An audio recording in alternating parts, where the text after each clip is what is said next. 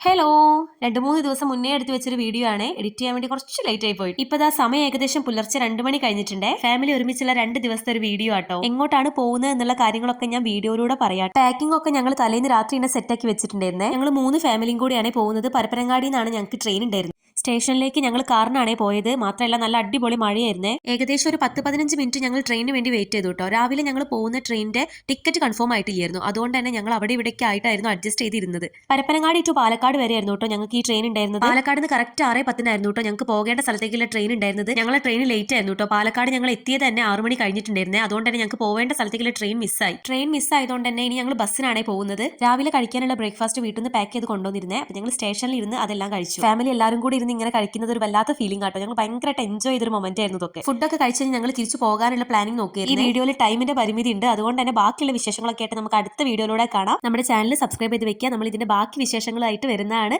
So Tata.